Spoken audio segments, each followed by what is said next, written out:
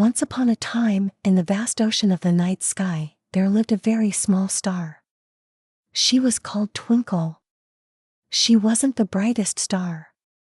She didn't burn the hottest or sparkle the loudest. But Twinkle had something no other star had, a heart full of curiosity, kindness, and wonder. Every night, while the other stars danced in patterns and constellations, Twinkle would look down at the earth below, dreaming of what it would be like to visit the worlds that lay beneath the clouds. One evening, as a breeze swept through the heavens and the moon yawned into place, Twinkle felt a pull, like a gentle invitation. A shimmer of silver mist curled around her, and a soft voice whispered, "It's time to discover what dreams are made of."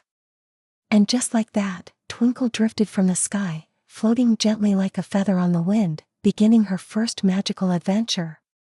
Twinkle landed in a quiet meadow, filled with moonflowers that glowed with soft light and hummed lullabies in the breeze. There, she met a creature as soft as a sigh, Willow, the Moonrabbit. Willow had long silver ears and fur like mist. She nibbled stardust leaves and painted dreams on lily petals. She looked up and blinked. "A star on the ground?" she asked with wonder. Twinkle twinkled shyly. "I wanted to see the world." Willow smiled. "Then hop aboard. I know the secret trails of dreamers." Together, they followed paths only the moon knew, across flower fields that whispered, through puddles that reflected memories, and into a land of floating stones and sleeping clouds. They arrived at Lullaby Lagoon, where water shimmered in shades of lavender and turquoise. Giant lily pads rocked like hammocks, and turtles sang songs only sleeping children could hear. There, they met Tula, the time turtle. Her shell carried spiral markings that spun slowly, like ancient clocks.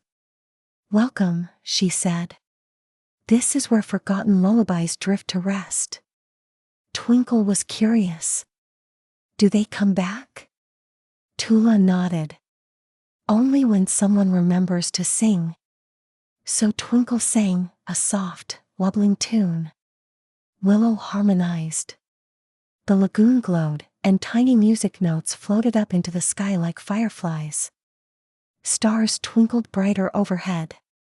And just like that, an old lullaby found its way back to a sleepy child somewhere far away. At the edge of the lagoon stood a cave made of pearl and wind. Inside slept a dragon, curled around a ball of light. Emberlin, the dream dragon, was peaceful and ancient, with wings like velvet night and a breath of cinnamon air. "He guards the dream gate," whispered Willow. "But he only wakes if the dreams are lost."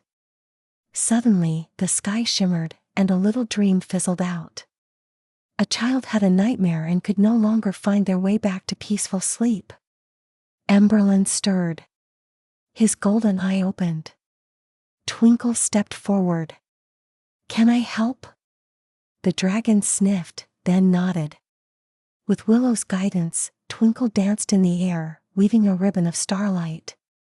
She spun it into a kite, tied it with dream dust, and let it float into the sky, gently carrying a sleepy giggle to the child. The nightmare melted, and the child smiled in their sleep. The dragon purred and fell back into slumber. The trio ventured into the forest of whispering trees, where every leaf told a story and every branch carried a memory. They met Leora, a windflower who could speak without sound.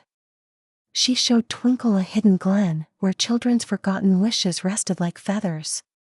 Some were big, "I want to fly." Some were small, "I wish my cat would come back."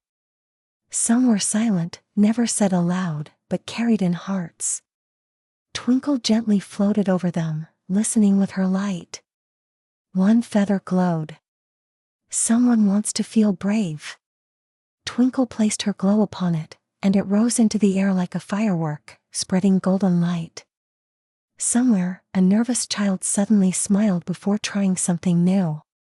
They climbed a silver hill where the star trail creatures raced across the sky.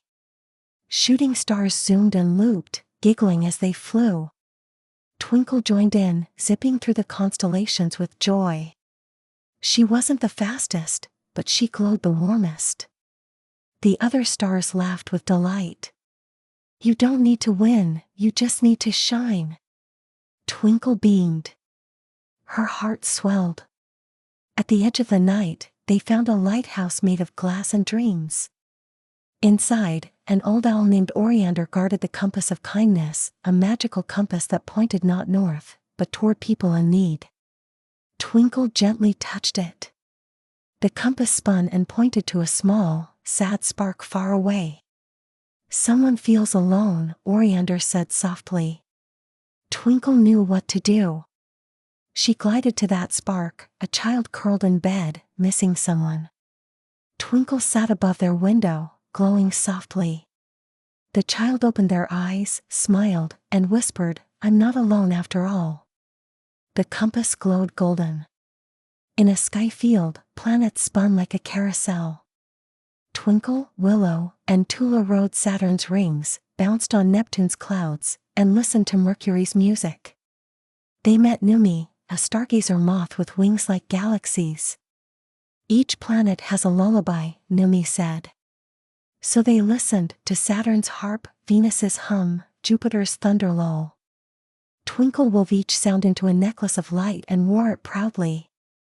The moon called. The stars blinked. It's time, whispered Willow. Twinkle rose higher and higher, past drifting dreams and sleepy owls, until she nestled into her place in the sky once again. But she wasn't the same. Now she shimmered with the softness of lullabies, the bravery of dreamers, and the warmth of every child she'd helped. From that night on, whenever a child looked up at the stars and saw one glowing just a little warmer than the rest, they knew that Twinkle was watching. That dreams were safe. And that bedtime is always a little more magical than we think.